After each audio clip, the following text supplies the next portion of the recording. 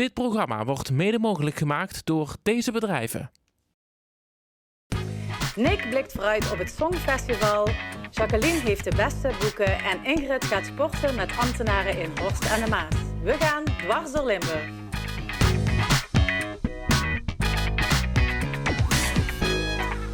Goedenavond, dit is Dwars door Limburg. Iedere week bespreken we kunst, cultuur en lifestyle in de regio. En deze week zijn aangeschoven Ingrid, Nick en Jacqueline. Goedenavond, leuk dat jullie er zijn. Nick, we beginnen bij jou, want het Songfestival het komt er weer bijna aan. Het gaat er al weken over de Nederlandse inzending. Hoe gaan we het doen? Gaat het goed komen? Gaat het goed komen? Jij zegt het al, het was niet goed. Nee. En we hebben dus afgelopen maandag en gisteren de eerste repetities gezien. En het gaat inderdaad wat beter worden. Ik vind alleen vervelend van, nu moet er nog geoefend worden met een draaiend podium. En dan moet er nog alles bedacht worden. En alsof het wiel nog een keer uitgevonden moet worden. Terwijl er al zoveel artiesten zijn die op een draaiend podium gestaan hebben. Maar ik hoop dat het goed komt. En ik hoop het zeker voor die lui, want voor die lui is het echt een zware last. Zeker na die bak kritiek die ze de afgelopen weken over zich heen hebben gekregen. En misschien ook wel terecht. Ja. Maar ik bedoel, het is nooit zo slecht of het is ergens goed voor. Ja, want denk je dat ze nog zelfvertrouwen hebben na al die kritiek die ze over zich heen hebben gekregen? Ik hoop dat ze lui om zich heen hebben die hen dat zelfvertrouwen gaan geven. En dat ze toch dat zelfvertrouwen gaan krijgen. En ik denk ook wel dat dat gaat lukken. Ik bedoel, het is niet morgen, ze hebben nog een paar dagen de tijd. Ja. Dinsdag is de halve finale waarin zij dan moeten gaan shinen. Dus ze hebben nog wel wat dagen. En ik denk als het een paar keer lukt, dat zelfvertrouwen wel komt. Dat komt. Ja, zeker wel. Ja, we gaan even terugkijken naar de beelden. Nu zitten jullie druk in de voorbereidingen op het Songfestival. Daar is de laatste weken heel veel over gegaan. Hoe hebben jullie dit zelf beleefd? We hebben het beleefd als een moment waar we heel hard naartoe hadden gewerkt. En we op het podium sprongen en heel veel zin hadden. En een beetje pech hadden. Hadden jullie tijdens die optredens zelf ook door van... volgens mij gaat dit niet zoals we zouden willen? Ja, we hoorden... Het was heel moeilijk om onszelf te horen. En dat is je eikpunt. Op het moment dat je niet hoort waar je mee bezig bent... ja, dan weet je ook niet of het goed is. Ben je op drijfstand aan het zingen. En dan komen er heel veel reacties online. Wat doet dat met jullie? Het doet pijn. Ja, het is niet leuk. Dat heeft ook invloed met hoe je je voelt. Hoe je je kan voelen over jezelf. Ik heb het advies gekregen van een goede vriend... om daar nul mee bezig te zijn. Dat lijkt me wel heel lastig. Omdat het is er best wel veel om dan gewoon helemaal niks binnen te krijgen. Geen tv, telefoon weg. Bezig zijn met hetgene waar we controle over hebben. Namelijk de repetities en de voorbereidingen en elkaar. Hebben jullie nog iets aangepast? Ja, we zijn zeker even tot de kern gekomen van waarom het nou misging. En daar zijn best wat dingen boven water gekomen. Dus er zijn best een aantal punten die we hebben aangepast. Waardoor het liedje gewoon weer klopt voor ons. Nou Nick, ze hebben wat aangepast. Gaat ze dat helpen, denk je? Ja, ze gaan dus 1,5 toon hoger zingen, dus met een kopstem. Het is inderdaad beter, maar of dat te redden gaat worden, weet ik ook niet. Ze moeten de band insturen die ze dus gemaakt hebben al eerder. Dus ze kunnen niet heel veel anders gaan doen, niet heel veel anders iets van gaan maken. Dus ze moeten toch bij dat lied blijven. En puur dan die 1,5 toon hoger, dat is het eigenlijk. Ja. En het draaiend podium misschien. Maar we gaan het afwachten. We gaan het afwachten. Ja, weet je, het is lastig. Ze zijn super onervaren, begreep ik. En toch dan gevraagd voor het Songfestival. Terwijl je ook natuurlijk, denk ik wel, een beetje ervaring moet hebben om dit te kunnen... Ja, weerstand te kunnen bieden, ook aan zo'n kritiek en zo. Ja, dat is het. Hè. Ik hoor dan van Mia dat ze voor maximaal 250 personen ooit heeft opgetreden. Dan denk ik, ja jongens, toch, dan begin je toch met een enorme achterstand. Hè. Ja. Stel nou voor ze winnen. Hè. Stel, hypothetisch, ze winnen. En je wordt uitgenodigd in alle landen. Dan heb je toch een hele zware dopper. Hè? Ja, dan moet je wel even inderdaad flink maar onervaren inderdaad. En ook dan met die in-ears, dus de onervarenheid... waardoor ze er niet overheen konden zingen. Kijk, en zo Loreen stond op hetzelfde podium met dezelfde in-ears. En zij trok zich daar doorheen door die minder goede techniek misschien. Ja. Dat is een stukje ervaring. Dat is de ervarenheid, ja. We doen in elk geval heel veel ervaring op nu. Dus dat is wel... En het maakt hun denk ik ook heel sterk. Dat ze Tuurlijk. zich nou weer bovenop gewerkt hebben en het toch maar gaan doen. Ja. Want ik zou het niet willen staan. Hopelijk gaat het ze nog op tijd helpen, hè, dat ze er straks wel staan. En ze blijven goed En kunnen laks. genieten. Ja, ze blijven goed laks. Dat is Ja, ook een heel dat is goede ook belangrijk. eigenschap. Heel vriendelijk, ja, Nou, zeker. Ja. Nou, straks meer over het Songfestival. Jacqueline, we gaan eerst naar jou toe. Je hebt er mooie 3 boeken voor ons meegenomen. Ja. Het eerste boek gaat over een man die als fulltime huisvader thuis blijft. De thuisblijfvader Tim Gouw, die heeft zijn eigen ervaringen heeft hij opgeschreven. Hij vertelt, hij is een vrouw die wilde graag kindjes en het lukte. En ze wilde eigenlijk na het zwangerschapsverlof verder met hun leven zoals ze dat gewend waren. En kind naar de opvang. En, Blijven we werken. willen evengoed nog zo'n sociale contacten, we willen sporten, we willen werken, we willen... maar ja, dat ging eigenlijk niet allemaal. Dat paste niet allemaal natuurlijk. Zij hebben toen de keuze gemaakt dat hij thuis zou blijven bij de kindjes. Fulltime. Ja, dus. fulltime thuis. Want hij had zo moeite mee om alle ballen in de lucht te houden. En hij had het gevoel om overal tekort te schieten. Dus hij dacht, ik wil gewoon 1 ding doen en dat ga ik gewoon goed doen. En ik wil ook gewoon tijd aan mijn kinderen besteden. En ik wil ze gewoon ook op zien groeien. Maar wel we hebben bijzonder. inderdaad financieel een aderlating. Hè? Ja, Ja. we Dan als hadden ook gekozen. Zijn vrouw had eigenlijk een beter betaalde baan. En hij beschrijft in zijn boek dat vrouwen te maken hebben met een soort babyboete, heet het in de volksmond. Als je er als vrouw uitgaat voor je zwangerschapsverlof en daarna parttime weer terug gaat komen, dat je dus eigenlijk altijd een groter gat in je carrière qua salaris ook zult hebben. En ook in het vooruitkomen in je carrière. Dus Ja, en als je kijkt naar landen om ons heen, zijn we eigenlijk best wel ouderwets erin, toch? Ja, Ja. ja. Want hij vertelt ook, heeft ook onderzoek gedaan, haalt allemaal gegevens ook aan die dan statistisch kloppen. En hij zegt, voordat stellen aan kinderen beginnen, hebben ze het wel over de taakverdeling. En dan spreken ze af, oké, we doen 50-50. Hè. Maar in de praktijk blijkt het toch zo te zijn dat het dan toch meestal de vrouw is die minder gaat werken en die toch het grootste aandeel levert in huishoudelijke taken, alles wat erbij komt. Ja, heel Organisatie. bekend iets. Ja. Heel mentale last noemt hij ook erbij. Want je gaat werken en je doet je ding en komt thuis en je eet en noem maar op. Maar als je het allemaal moet regelen en je bent daar continu, dan heb je ook, hij noemt ook gewoon, zorgen dat er een cadeautje is als je naar een kinderfeestje gaat. Gewoon iets heel simpels, maar het zijn heel veel dingen eigenlijk. Ik vind het supergoed dat een man nu een keer dit opschrijft. En dat is ook, denk ik, een stukje respect naar de vrouwen en de moeders ontstaat. Want ja, heel veel wordt vaak van tafel geschoven. Maar ja, dat hij nu ook hetzelfde aanvaardt als man zijnde. Ja. Dus het ligt er niet aan dat we vrouw zijn, maar ook mannen aanvaarden. Dat Ja. is Nu een mogen ook mooie... veel mannen het gaan lezen. natuurlijk, Ja, hè? dat Ja. zou mooi Ja. zijn. Gewoon Je allemaal hebt een cadeau stukje doen. voor ons meegenomen uit de podcast. Ja, hij dan gaan heeft tijdens zijn thuisblijfperiode is hij begonnen podcasts op te nemen. En daar heeft hij best veel luisteraars ook. Nou, we gaan een stukje ja. ook luisteren. Leuk. Hoi, hallo en welkom. Je luistert naar de podcast Papa Moeten Doen. De leukste podcast over de dingen die papa's doen. Met thuisblijfpapa Tim en thuiswerkpapa Maarten. Hallo, hi Tim. Goeiedag, Dag beste luisteraar. we zijn er weer. Ik heb een heel groot apparaat naast me staan, Tim. Oké, vertel over je grote apparaat. Ik zit op zolder, is mijn studio / office / logeerkamer. Ja, ik zie het. Er staat ook een bed. Maar dat is ook de verdieping waar een deel van mijn kinderen slaapt. Ja, En het is hier soms, is er best veel condens op de ramen. Om maar even pakkend te beginnen, hè, deze podcast. Als je dat is echt een denkt, heel nu wil ik Nederlands verder luisteren. probleem, condens op de ramen. Ja, klopt. Dus ik heb nu een dehumidifier gekocht. Ja, En dat haalt dus de vocht uit de lucht, waardoor Ja. er een betere luchtvochtigheid balans is. ja. Tussen de 40 en 60% luchtvochtigheid. Wat En is het dat nu dan? soms boven de 60%. Ja. En dan zou het condens opgelost moeten zijn. Dus gaan niet meer houten kozijnen eraan. Maar belangrijker voor deze podcast, Ja. dan is de luchtkwaliteit weer beter voor mijn kindjes. Nou, dat waren heel praktische tips. Ja.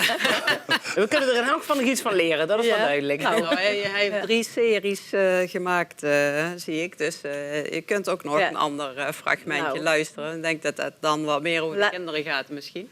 Ja. Maar dit zijn gewoon praktische dingen. En hij werkt erin samen inderdaad met een thuiswerkpapa. En het zijn gewoon grappige en ook wel hele aansprekende podcast. Ja. Nou, dan gaan we er nog eentje luisteren. Ja. Dankjewel. Ook deze week in de uitzending Asperges in de Spotlight.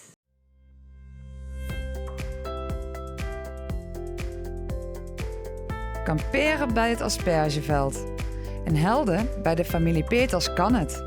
Er worden ook rondleidingen gegeven voor de campinggasten door Johan en Esther Peters.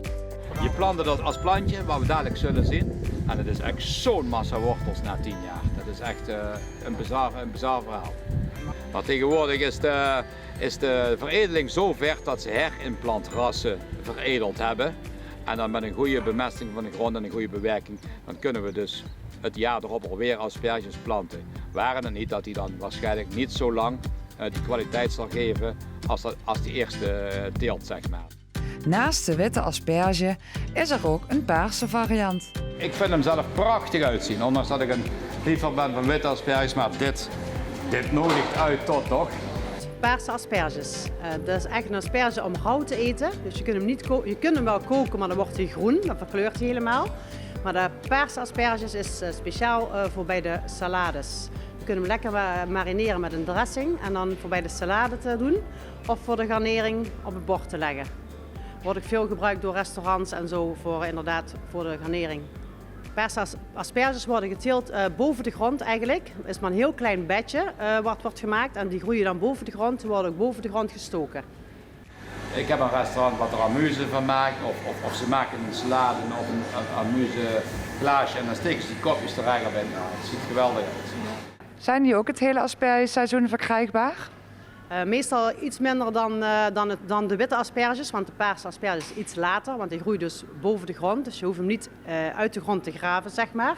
Dus, en meestal stop je ook weer eerder met de paarse asperges, omdat de kwaliteit wat minder wordt. En als het echt warm weer wordt, zie je ook vaak dat hij niet de mooie kleur paars behoudt, maar dat hij sneller groen wordt door het warme weer. En, waar smaakt het nou naar? Het is echt een zoete smaak. Ja, lekker. Nou, lekker. Is het niet apart om gewoon rauwe asperges te eten? Ja, dat wel. Maar ik vind het best lekker smaken. De ouders die dus de asperges gingen steken en die half hectare. En daar hadden ze eigenlijk op dat moment net zoveel werk mee als dat wij tegenwoordig met 6 of 7 hectare hebben. Ze hadden hem geoogst. Vervolgens moest hij in het water. Ja, natuurlijk hadden die geen koelstel, die waren toen niet. Ze hadden een mooie tijl, zo'n ovale zinken tijl, die je waarschijnlijk allemaal zal kunnen. Daar werd die asperges ingelegd na de oogsten, ik zal zeggen om 10 uur. Dan gingen ze andere werkzaamheden verrichten en daarna moesten ze dus handmatig die asperges gaan sorteren. Dus op de tafel werd die, en nu heb ik heel veel gepakt, op de tafel gelegd, uit elkaar. En dan werden mooi de dikke eruit gehaald. Echt handmatig, hè. De hele oogst, apart in een kistje. Ja, de volgende maat, noem maar op. Kijk, en zo ging dat, tot de dunnetjes toe. Dus je begrijpt wel dat hij daar best veel werk mee had, die half hectare. De asperges werden op een lopend bandje gelegd. Die kwam onder een waterstraaltje. Die werd mooi met een mes afgesneden en dat bandje liep. En toen moesten we die asperges ook handmatig, nou we konden hem al automatisch in een kistje leggen. Nou, die arealen werden steeds groter, dus ook die machine werd weer te klein. En vervolgens zijn we bij de volautomatische sorteermachine uitgekomen. Dat is natuurlijk wel de oplossing voor die grote arealen. Kijk, tegenwoordig leggen we de asperges op dit bandje neer. Die wordt getransporteerd door de wasstraat, waar ik daar heb zien. Vervolgens komt die langs een fotocamera. Van iedere stengel worden 6 foto's gemaakt in een razend tempo. En aan de hand van die foto's bepaalt de computer wat voor soort dat die is. Ik heb achter uitgangen liggen, dus die asperges wordt gefotografeerd. Die foto's gaan naar de computer en de computer zegt, jij bent een dikke, jij bent een dunne, jij gaat in vak 1 liggen, jij in vak 6. Dus in principe is het heel makkelijk. Mocht ik morgen te weinig personeel hebben, klop ik op 2 campers aan. Dan kom even mee helpen. En ik zet u bij het vakje van de dikke asperge. U haalt hem uit het bakje in het kistje.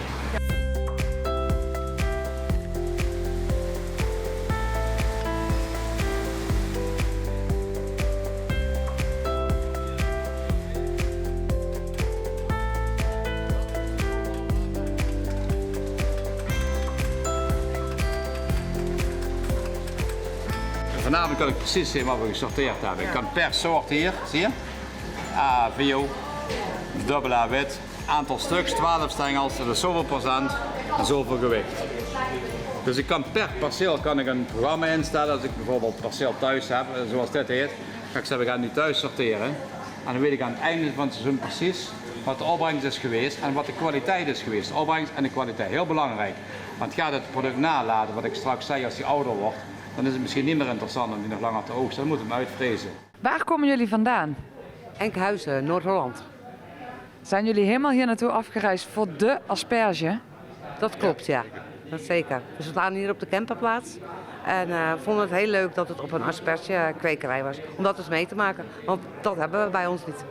Het is ook vrij uniek dat er dan een rondleiding gegeven wordt, zodat jullie ook precies weten wat een asperge is. Wat wisten jullie nog niet van een asperge, wat je zojuist geleerd hebt? Dat is echt het hele proces eigenlijk, van een heel duur plantje tot dat asperges en dan het loof en dat het allemaal met elkaar te maken heeft. Ja, dat is echt heel interessant om te horen. Ja. Deze machine scheelt beter als met de hand. En hij is zuiniger. Als hij 1000 kilo scheelt, houdt hij ongeveer medemaat na 650, 680 gram over. Deze machine houdt 720 gram van een kilo over. Dus zuiniger en sneller.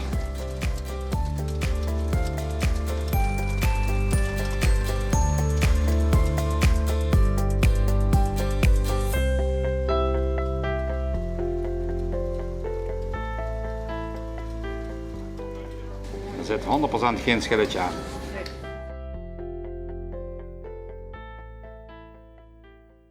Heerlijk asperge. Ik kan ze wel iedere dag eten. Wij eten ze ook heel veel. Elke keer geniet ik er wel van. Ja. Lekker. Ja, mijn recept trouwens gaat ook over asperges. Oké. Nou, dus dat is wel leuk om te weten. Ik ben benieuwd. Het komt aan het einde van deze Ik wil even de thuispapa uithangen. Maak je ze dan nog steeds anders klaar? Ja, vaak stomen, maar ook vaak wokken bijvoorbeeld. Dat is ook in mijn recept. Maar ik ben niet zo van heel veel poespas. Ik hou van pure smaak, dus ik vind dat een goede asperge heeft niet veel nodig. Dus ik hou het vrij neutraal altijd. Ja. Ja. Nou, daarover straks meer. Jij ging ook op bezoek in Horst aan de Maas, want ambtenaren gingen daar flink aan de bak, die gingen sporten. Ja, dat klopt. Ja. In het kader van Active April hebben zij de hele maand april organiseren zij activiteiten voor elkaar met sport, maar ook andere dingen zoals yoga bijvoorbeeld of een rondleiding in een kerk, geloof ik. Maar goed, ze vertellen er meer over in het filmpje. Ja. Dus, ik ben benieuwd.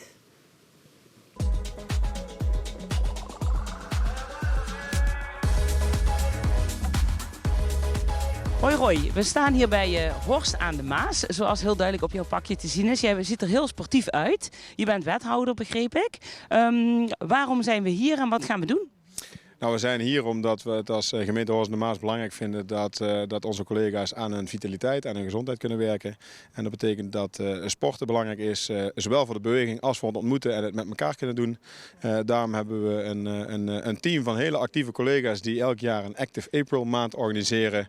Waarin we andere collega's de kans geven om andere sporten te leren kennen. Dus 2 weken geleden heb ik dynamic tennist en vorige week met de wielrenfiets op pad. En nu mogen collega's hun mountainbike kunsten laten zien. En wat is dan de bedoeling? Want die activiteiten worden allemaal georganiseerd. Lijkt me best wel veel werk. Maar hoe doen jullie dat? Hoe pakken jullie dat aan? Ja, het zijn echt collega's die dit allemaal zelf doen. En als werkgever hebben we wel gezegd dat de eerste activiteit is, kan ook gewoon onder werktijd. Daar hoef je ook geen verlof voor te vragen of vrij voor te vragen. Want we vinden het echt belangrijk dat ook onze collega's, zeker in de gemeentehuis waarin je veel met inwoners aan de keukentafel overlegt of hier achter de computer je werk moet doen, dat je ook af en toe van die stoel afkomt en lekker actief bent. Ik sta hier dus bij Frans en François. En jullie organiseren samen de Mountainbike Clinic.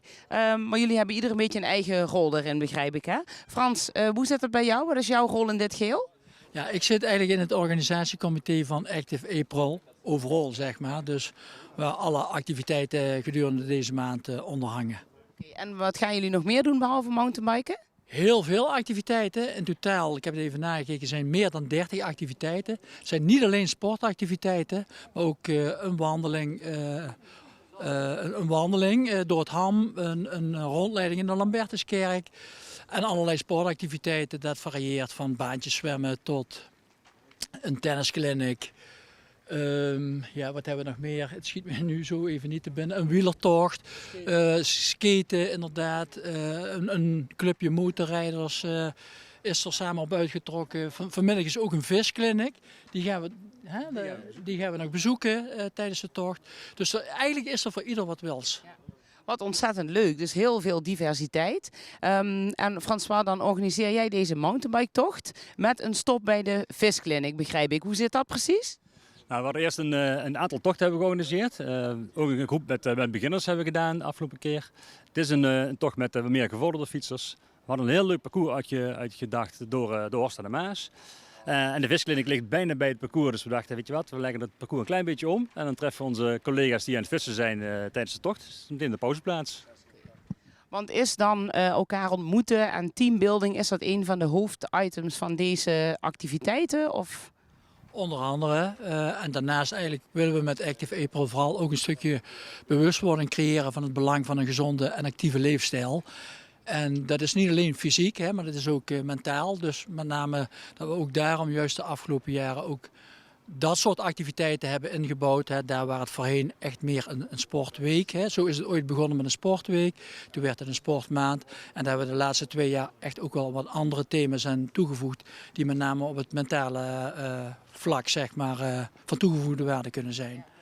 En merk je dan ook dat mensen ook willen gaan mountainbiken daarna? Of dat ze er zoveel plezier in hebben dat ze het willen blijven doen? Nou, er zijn een aantal collega's die inderdaad gaan mountainbiken. En een aantal collega's die gewoon ieder jaar stevast meedoen. Omdat ze het gewoon te leuk vinden om het over te slaan, zeg maar. Dus gewoon echt enthousiast zijn en echt ieder jaar opnieuw zich aanmelden. Nou, hartstikke leuk dat jullie dit zo doen. Wat zijn jullie ervaringen ermee? Welke effecten zien jullie onder het personeel? Ervaringen? Nou, je ziet vooral dat er heel veel over gepraat wordt onderling. Over hoe leuk een activiteit eigenlijk beleefd wordt. We plaatsen fotootjes op onze Goeiemorgen. Dat is dan de basis internetsite. Als je de computer aanzet, dan kom je op die site terecht. Daar staan de verhalen op, de foto's op, de belevingen op. En je ziet dat mensen daar heel erg enthousiast op reageren. Ook niet-deelnemers informeren. Kijken daarop, reageren erop. En dat maakt het gewoon heel leuk. Ja. Dus je ziet echt wel dat de mensen meer zin krijgen in van allerlei activiteiten en met elkaar ook delen vooral. Zien bewegen doet bewegen. Dus dat probeer je eigenlijk ook een beetje na te streven op die manier. Want jullie hebben 80 kilometer voor de boeg, dus dat is nogal een eindje, hè? 53 kilometer meer is genoeg met mountainbiken. Er zijn er 53. Oh, oké, nou dat valt nog mee dan. Heel veel succes en heel veel plezier. Ja, dankjewel.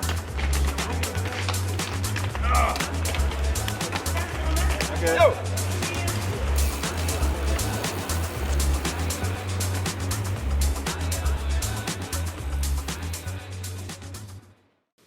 Nou, wat een superleuk initiatief is dit. Ja, geweldig. En wordt dat nou door meerdere gemeenten in Nederland gedaan of is dit echt een Horst-initiatief? Het is echt een initiatief van Horst aan de Maas. Maar ja, ik hoop wel dat dit soort initiatieven gewoon veel breder ingezet worden in den landen. Niet alleen maar bij gemeenten, maar ook gewoon bij werkgevers.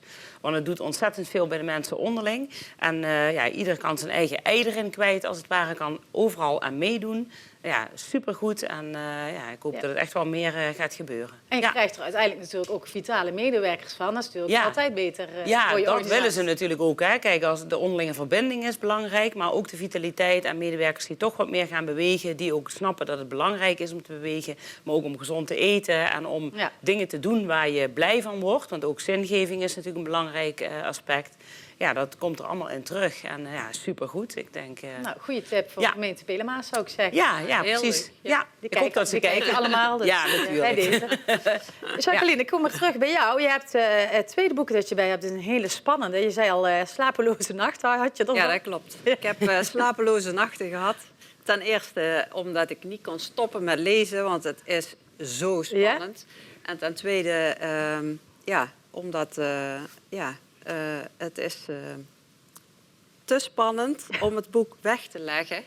Maar het is ook zo spannend dat je er 's nachts als je erover droomt, dan krijg je nachtmerries. En op welk punt stop je dan met lezen?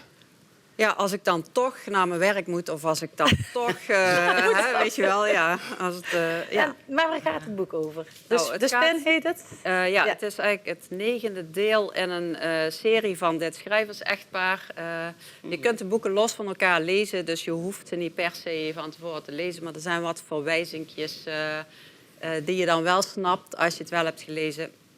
Maar het heet De Spin en de hoofdpersoon, Saga Bauer, die herken je als je meer boeken van haar hebt gelezen. Ik herken het, ja. Zij werkt samen met Jona Linna, dat is dan de andere inspecteur. En zij heeft in het verleden dingen meegemaakt wat ze nou weer terug op het bordje krijgt. En daar blijkt een aanzichtkaart te zijn gekomen 3 jaar geleden. Die was ze al lang weer vergeten. Maar daar stond de boodschap op dat er 9 mensen in haar omgeving in gevaar zouden zijn. En dat ze goed op moest letten. En dat was ze helemaal vergeten totdat het eerste slachtoffer valt. Okay. En dat zijn dus allemaal mensen in haar naaste omgeving waar zij een goede connectie mee heeft. Maar het boek begint eigenlijk dat er een grote zak bungelend aan een grote boom gevonden wordt. En dan maken ze die zak open. Ik zal niet uitleggen wat daarin te zien was. Want maar je wordt er echt... Dat snappen wij ook niet. Maar kijk, een spin die vangt zijn prooi, zeg maar. En die rolt dat eigenlijk ook in een omhulsel. Hè, en hangt dat in het web. Nou, dat is eigenlijk wat ook, de dader doet. En, en dan zijn er nog lijntjes. Steeds weer komt het web en de spin. Maar dat is ook wel wat Lars Kepler ook doet, vind ik. En ik heb een paar boeken van het echtpaar gelezen. Ja. Maar de verwevenheid onder elkaar en alles heeft met elkaar te maken. Ja. En dan komen we weer terug. En zeker ook dat zijn aanraders. Dus ik ben wel heel benieuwd hoe dit is. Maar goed, ik wacht nog even, want ik wil eerst goed slapen. Ja. Maar binnenkort hebben jullie, voor mensen die van thrillers houden, de Thrillerweken. De Thrillerweken in de bibliotheek. Van 25 mei tot 18 juni. Daar gaan we aandacht aan besteden. We hebben sowieso een themahoek met de meest fantastische boeken. Dus dan kun je daar je hart op halen. En misschien komen er ook nog wat activiteiten rondom de Thrillerweken. We hadden ons aangemeld voor de Gouden Strop Thriller Tour. Maar daar waren we helaas niet voor uitgekozen. Maar dat zit misschien in een van de komende jaren in het vat. Ja. En dat is, want er zijn toch echt heel veel liefhebbers van dat genre. Ja. Mooi dat jullie daar ook andere dingen voor organiseren. Dat is wel super. Ja, dat doen we zeker. Leuk. Dus hou de activiteitenkalender van de Biep in de gaten. Daar kun je dat allemaal op terugvinden. Ja, dus op de website neem ik aan. Ja, allemaal terug te vinden. Ja. Nou, dankjewel. En ik kom nog even terug bij jou, want dat Songfestival dat zit me blijft me toch even bezighouden. Heb jij nog tips? Hoe moeten we dat dan gaan doen in de toekomst? Als het, nu was het niet echt... tips. De belangrijkste tip, begin eerder. Maak je act compleet. Kijk, had je je act compleet gehad, dan was het commentaar wat milder geweest. Dan hadden ze gedacht van, nou, ze hebben zo hard gewerkt, alleen die zang valt tegen. Ja? Maar nu klopt er helemaal niets. Als je dan de eerste pre-party ziet in Madrid, ze lopen gewoon wat op die bühne, weet je wel, en ze moeten elkaar nog vinden. Het klopt te veel dat niet klopt. Daar gaan we even naar kijken. Ja, oké. Hottest outfit ever. Look at this.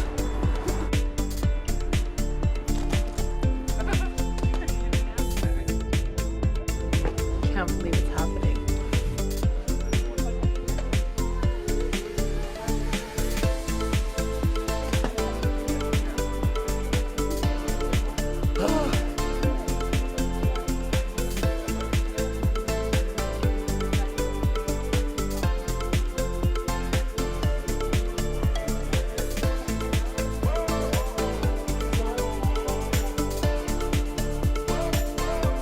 Hey iedereen, Mia en ik zijn in Liverpool. We zijn in de arena. We hebben net de in-ear check gehad, die ging supergoed. Ja. En we maken ons nu klaar voor de eerste repetitie. Ja, en dan gaan we dus zeg maar echt even alles checken, dus alle stappenplannetjes af. Dus we moeten even kijken welke outfit, of het allemaal goed klopt, Ja, met de of het allemaal belichting. werkt. Of alles zeg maar gewoon helemaal correct is eigenlijk om het zo goed mogelijk straks te doen in het echi. Ja, ik ben helemaal butterflies. Super veel zin in. Ik ook wel. Yeah. Daar gaan ze.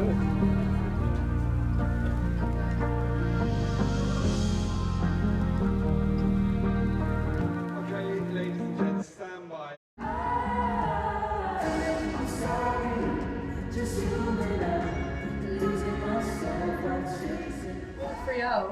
Ik vond dit echt waanzinnig. Ja. Ik heb ook gewoon helemaal niks. Ik wil echt gewoon. nog 20 keer dit doen, zeg maar. Ja, dat het heb mooie ik is heel dat erg. Zei tegen Mia, dit is zo'n droom. Ja, maar echt. Ik stond daar echt zo en ik keek echt zo af. Dus dit wil ik gewoon echt elke dag voor de rest van mijn leven. Ja. Echt waanzinnig. Ja, er zit vanaf de tweede keer zit er gewoon een routine in. Dus je loopt op dezelfde trap op, iemand begeleidt je naar het schrijven, stapt op de schijf, cameraman komt erbij. Helemaal in de zone, we horen de clicktrack gaan, het nummer start, de lichten gaan aan, de rook. Ik word gek gewoon. Ik word echt gek.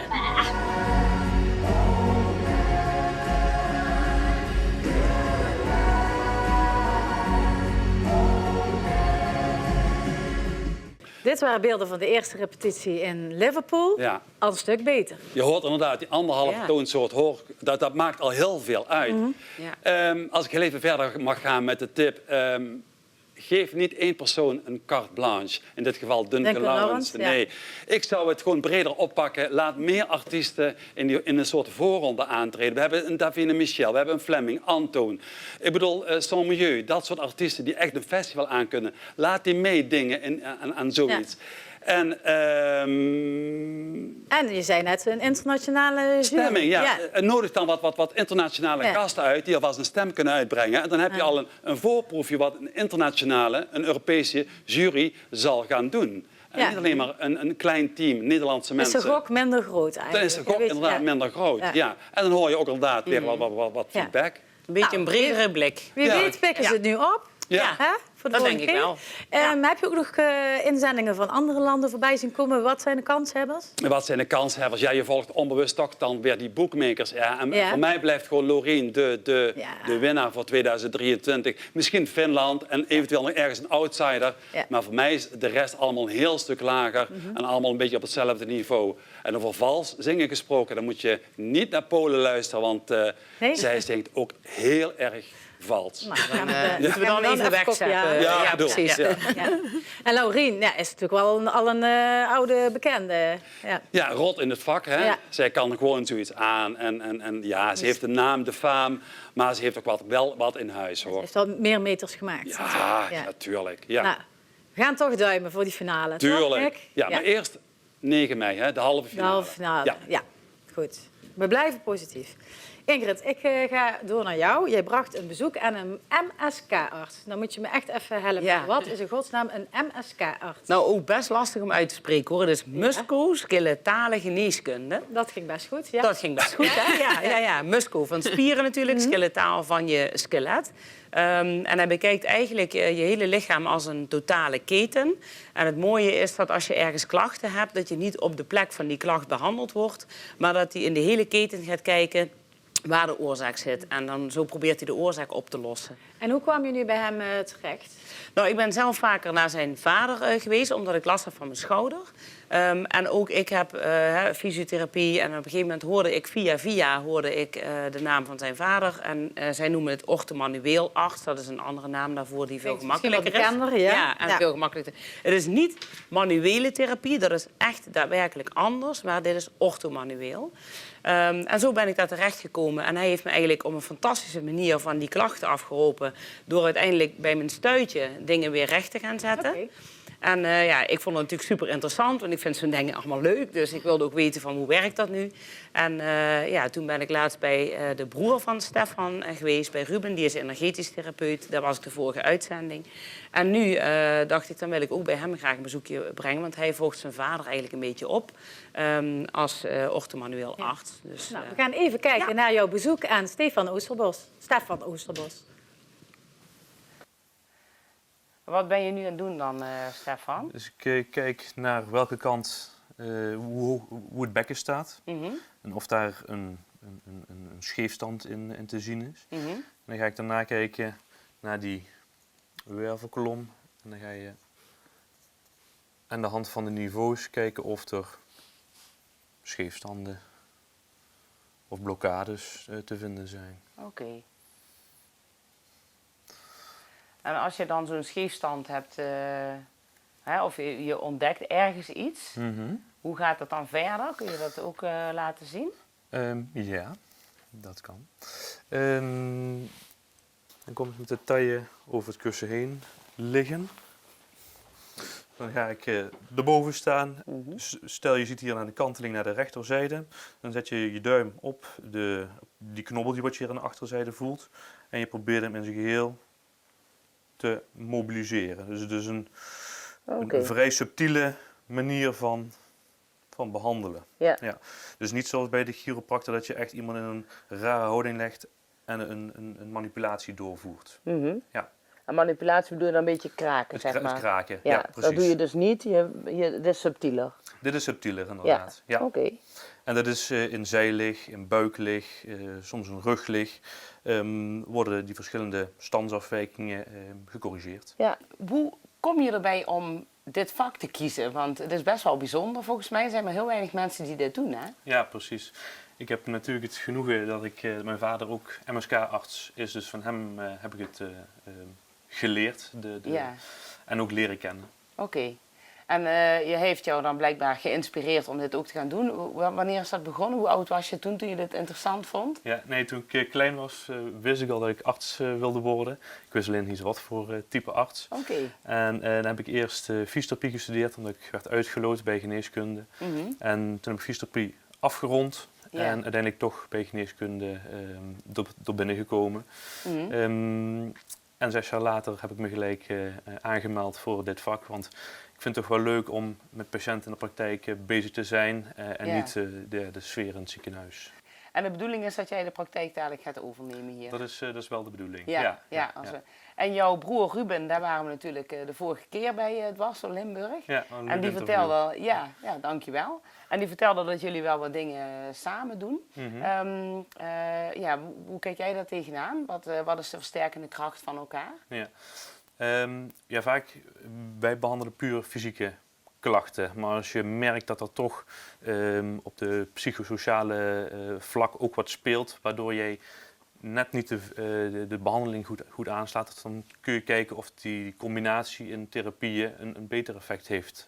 Ja, want soms kunnen mensen door bijvoorbeeld trauma's of die ze misschien helemaal niet altijd weten, kunnen ze ook fysieke klachten ontwikkelen. Ja. En dan kunnen er ook blokkades ontstaan. En die kun je dan beter oplossen als je samenwerkt. Nu is het zo, Stefan, als mensen echt niet verder komen, ook bij jou niet, hè? Wat doe je dan? Want dan heb je al fysiotherapie vaak gehad of een andere therapie. Ja. Komen ze bij jou, misschien nog naar Ruben. Als het dan nog niet lukt, wat doe je dan? Ja, ik werk ook nu 2 dagen in Velp, op de rugpolie. De rugpolie werken verschillende specialisten bij elkaar. Dus neurologen, anesthesisten, MSK-artsen, maar ook MDT-therapeuten. En dan ga je dus eigenlijk specifiek kijken van wat heeft deze patiënt nou nodig. En op het moment dat er dus conservatief weinig gehaald kan worden, dan kan daar een MRI gemaakt worden en eventueel pijnbestrijding gegeven worden. Waardoor je dus stel, mensen hebben uitstraling, dat ze dicht naar die zenuw toe gaan met een naald en proberen die uitstraling te doen verminderen. Ja, mooi. Dan heb je nog een stap daarna. Dan kun je net wat extra bieden voor de patiënt. Precies. Ja. En welke zorg wordt dan wel en niet vergoed? Want dat is voor mensen altijd wel fijn om te weten. Hoe zit dat? De vergoeding voor de MSK-arts is ongeveer de helft wat mensen hier terugkrijgen. Uit de aanvullende zorgverzekering? Uit de aanvullende zorgverzekering, ja. En op de rugpolie, als mensen daar met een verwijzing van de huisarts komen en er wordt een MRI gemaakt, dan hoort daar ook een neurologisch consult bij. En dan worden ook 2 injecties vergoed door de zorgverzekering. Gewoon door de basiszorg? Ja. Oké. Nou, het klinkt allemaal super interessant. Heel goed dat het er is. En ik wens jou een hele mooie toekomst hier. Ik denk dat je het druk genoeg gaat krijgen, want er zijn er niet zoveel. Ja. Dus, maar hopelijk ook weer niet te druk, want dan hebben we ook veel mensen met klachten. En dat willen we natuurlijk niet. Nee, inderdaad. Nee, dus de mensen moeten in de zomer voldoende blijven bewegen. En dan zie je vaak dat ze het goed los kunnen houden en vaak minder snel klachten ontwikkelen. Ja, nou, die nemen we mee. Goed in beweging blijven, zeker nu het lentezonnetje weer komt. Precies, ja. Dankjewel, Stefan. Graag gedaan. Heel interessant, Ingrid. Ja. Maar wat heeft het jou nou gebracht of opgeleverd, die behandeling? Dat ik in elk geval van die schouderpijn af ben gekomen. En dat ik eigenlijk ook heel zelden nog maar last heb bijvoorbeeld van mijn rug. Of dus eigenlijk de zwakke plekken, die zijn er echt wel uitgehaald. Dus mijn gestel voelt veel steviger en veel krachtiger. Ja. Dus, Ingrid, ik zie Stefan met zijn vingerspitsengevoel, zie ik hem echt alles voelen. Hè? Ja. Is het niet makkelijker om even een fotootje te maken? Ja, misschien wel. Dat weet ik eigenlijk niet. Maar ik denk dat het ook een stuk bij de behandeling hoort. Dat hij daardoor ook beter kan zien en kan voelen van waar moet hij precies bewegen. En hij werkt natuurlijk ook op die rugkliniek in Velp. En daar wordt wel met röntgentechniek en zo gewerkt. Ik denk dat het ook een beetje een stadium ervoor is. Wat je wel ziet is dat mensen pas hier terechtkomen als ze heel veel andere dingen al hebben gedaan. En dat is eigenlijk zonde. Maar dat komt natuurlijk ook omdat het maar deels vergoed wordt. Dan moet je het gewoon uit eigen beurs bijlappen. En dat is natuurlijk eigenlijk heel jammer. Want als heel veel mensen dit zouden gaan doen, zouden ze uiteindelijk niet in die hele dure rugklinieken terecht hoeven te komen. Dus het is jammer dat nog steeds de zorg niet omgedraaid is wat dat betreft. Ja. En nog niet zo bekend is met dit fenomeen. Zeker, ja. En röntgen is bijvoorbeeld natuurlijk ook een veel duurdere techniek. Dus dat zal er zeker mee te maken hebben. Ja, en dan hebben. brengt natuurlijk een stand van zaken in beeld. En dan weet je misschien nog niet direct de oorzaak. En hij gaat op zoek naar de oorzaak. Ja, hij gaat echt op zoek naar de oorzaak. En ze zijn natuurlijk zo gewend om naar die hele keten te kijken, dat ze dat prima zo... Eigenlijk je hele rug, nu was het natuurlijk een stuk, hè, want het was natuurlijk voor de film. Maar je hele rug van boven tot onder staat helemaal vol met... Gaat hij helemaal af en staat helemaal vol met tekeningen. En je hebt nu nog een soort van onderhoudscontract? Of hoe gaat het? Ja, ik ga 1 keer per jaar even op onderhoud. Even checken, even checken. En dat bevalt me zo prima. Ja. En is het ook gevoelig? Zijn er pijnmomenten? Ja, het is zeker ook wel gevoelig. Zeker de eerste paar keren dan kan het wel even flink pijn doen. Zeker het duwen. Maar laat je daar vooral niet door afschrikken. Want die pijn, je moet dan ook even thuis gaan liggen. Dat is wel belangrijk. Even plat. En die pijn trekt weer weg. En daarna heb je er zoveel verlichting en voordeel van. Ik had dat meteen al na de eerste keer. Dus laat je niet afschrikken door even pijn. Dat is veel beter dan de hele tijd pijn. Ja, nou, heel interessant. Dank je wel. Ja. Jacqueline, je hebt nog een derde boek voor ons meegenomen. Een verslag. Het heet Landlijnen. Waar gaat het over? Het gaat over een echtpaar wat een hele lange wandeling gaat maken. En het begint eigenlijk een beetje triest. Dit is het derde boek van diezelfde schrijfster, Raynor Winn.